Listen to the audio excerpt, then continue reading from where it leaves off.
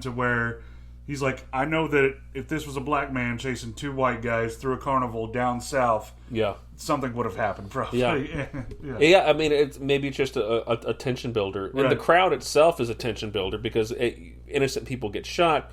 We get a fun death fall. And then we get back on the plane. And at this point, is this where he hits Elizabeth Hurley?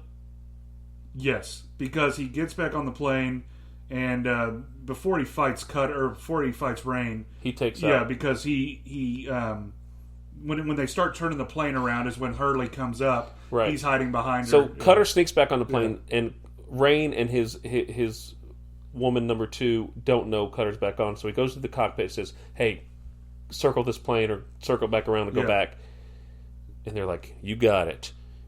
And then Elizabeth Hurley realizes what's happening, and it's just such a weird line, and it's very, I don't know, it struck me as icky, because he punches her in the face, Wesley Snipes does, and goes, such a waste. Such a waste, yeah. I mean, I guess. Yeah, a waste of a good flight attendant, or... Yeah. I could have had so much sex with her. Too bad. Yep. She lives, though. Good for her. Yeah. And then it's game time, because we get a really fun, intense boss fight.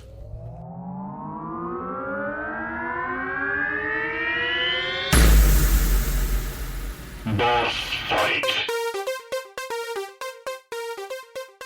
Yeah, it's it is a fun. I think it could have been done so much more. I mean, so much more could have been done to make it more fun in this tight fit. Yeah, and then we get it's another one of those things where the hero is so overmatched to the villain. Right. Why not make Charles Rain very capable? Yeah. Why not have a scene where he takes out a bunch of cops? Yeah. Jason Statham style or something. Yeah. But I mean, he puts up a fight. But at this point, you're like, Wesley Snipes can take out 3 or 4 guys at a time. Yeah. And it's like, once the door shoots off, I mean, of course you know what's coming. They're in the air. Of course it's going to be a fall. But, I mean, the final kind of stanza of him and Rain holding on to the door, and then we get, maybe 5 or 6 kicks to the nuts? Well, there's a punch to the nuts. Right, there's a punch. Yeah. Earlier. Yeah. So there's 3 nut shots on Charles Rain, and his face hardly changes. No. And I'm wondering... Did his dad used to do this to him? And well, there's this really weird story that they never talk about. Obviously, the father was abusive, and obviously he did something. He killed the father. But we don't know. That's really it. Yeah. And he seems very proud of the fact that he killed his father. So it must have been some really messed up stuff. And somebody else hints at it, like an FBI agent hints at what the father did to them.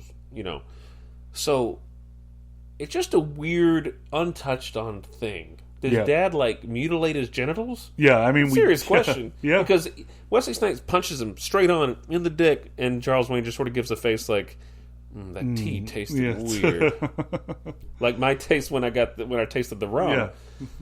Yeah, and then he gets in the door, and Wesley Snipes giving another 2 or 3. Right, and then I mean, it's just a fall from there. It's not like it's. There's no inline either, does he? He doesn't say, there's no... You forgot your boarding pass. Yeah. I mean, could have done that. Could have been,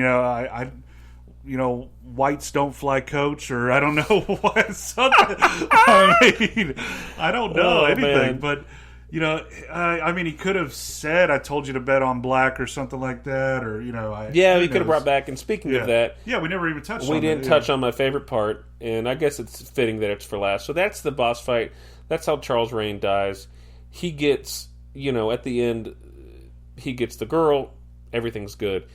There is a line in this movie that the direction, the writing, it's perfect. There aren't many perfect lines.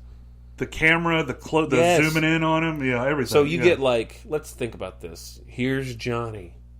I'll be back. You can't handle the truth. This could be the start of a beautiful friendship. We get he's on a phone conversation with Charles Rain. Charles Rain's like, "Oh, you're very annoying to me." And he's like, "Yeah, well, I do that to people." He's being all suave and badass. And then he goes, "Hey, you ever play roulette?" "On occasion."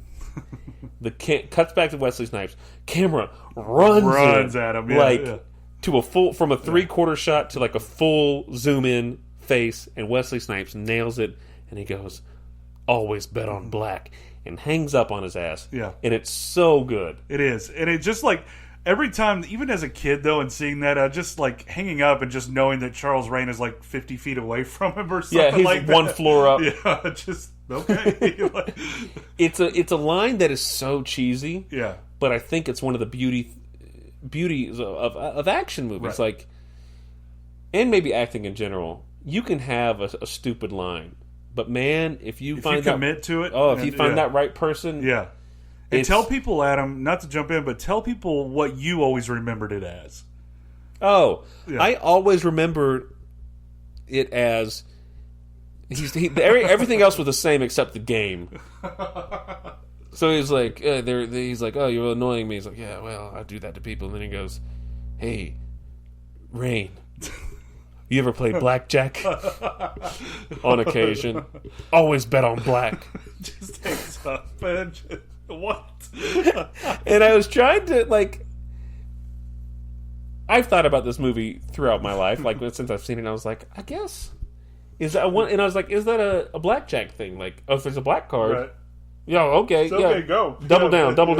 I got a king of spades, so double down. But no, it's roulette, and it makes much more sense. Because I bet I didn't know what roulette was. Yeah. I probably knew what blackjack was, but I didn't know what roulette was. So it makes a lot more sense that it's roulette. It's a wonderful line, and if you don't want to go back and watch the whole movie, I understand. But go back and watch this. Yes. You know what? And real quick, before we say, there is another line too that I remember as a kid, and I didn't remember until now how much I like it too. It's in the cargo fight scene whenever he escapes down, and they got to fight the guy who he thinks is another flight attendant down there. And but when he says "gotta go," and he kicks him, and that's a great line. It is pretty cool. He says it, and he kicks him back, and it's really weird because it doesn't reference anything. No, it doesn't, and it's not like it's in like. This is a bad analogy, but it's not like it's in like. This whole time we've been getting out fast food, right? Gotta go. Yeah. Like, if there's no reference, it's just this weird thing he says before he kicks this man just through a wall. Yeah. As a kid, I thought it was going to be he's going to kill him. Like, sure. I'm going to kick him out of the fucking plane. Yeah. But no, it's just he kicks him through a wall, and it's great. Gotta go. He delivers lines. I can't wait to do Demolition Man. Yeah. Because aside from the blatant, awkward racism that happens, but I guess it's Simon Phoenix, it makes sense. Yeah. There's some great lines in that one, too. This movie was written... And here's my final thought on the movie. This movie seemed to be written to give Wesley Snipes 8 great lines, and then they wrote those lines first and then created a movie around it. I know that's not what happened, but it comes across as that. It seems to me, and I agree with that, it seems to me when I think about it now, that Passenger 57 was an audition for further action movies. And they only wanted to give him so much. Can he deliver these lines? Can he be suave? Can he do some action? Okay, yes, he can. Now he can go for it. And this did it for him. I mean, this led to a lot of stuff. Money Train. Yeah. Drop Zone. Blade 2. Blade 2. Blade 3. I mean, but good for Snipes having this whole career of action movies. Some, he eventually Murder at 1600. He did some darker stuff. The Art of War. He starts going straight to VHS pretty soon after a couple years after this. But what a career this guy's had. And if you haven't seen My Name is Dolomite on Netflix, great. He's great in that show. And it's fun because, like, I think this touches on, like, blaxploitation, the southern cops who are always getting in the way of doing the right thing. Yeah. Not the movie, but I think this movie, and in that way, maybe that's the Shaft, James Bond aspect of it. So... And we get to see him coming back to America coming up, too. Oh, my gosh. I'm excited to see that. Oh, man. Yeah. Go back, watch Passenger 57 with an open mind. I think they do a great job with very little. Don't watch it for the screenplay. Watch it for the 8 lines. Wesley Snipes crushes. Yeah. And the fight scenes. And Charles Rain. Yeah, Charles Rain, Tom Sizemore, Wesley Snipes. Yeah. All 3 Great job. Can I just say this is also, to harken back to Under Siege, this is another thing where you have this very capable, seems tougher than nails, tough sidekick that they don't let any... Yeah. Why not let her beat the hell out of Elizabeth Hurley? Yeah.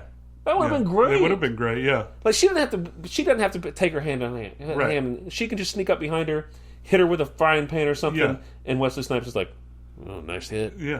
Thanks. And then cool line, right, yeah. We're Bam, done. We're done, yeah. But no, you have to let Wesley Snipes punch her in the face and go, what a waste. What a waste.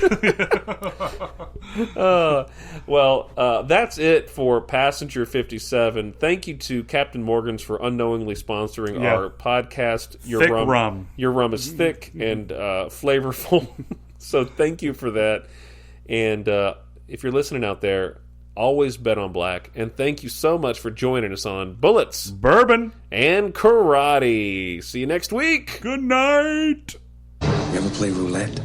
On occasion. Let me give you a word of advice. Always bet on black.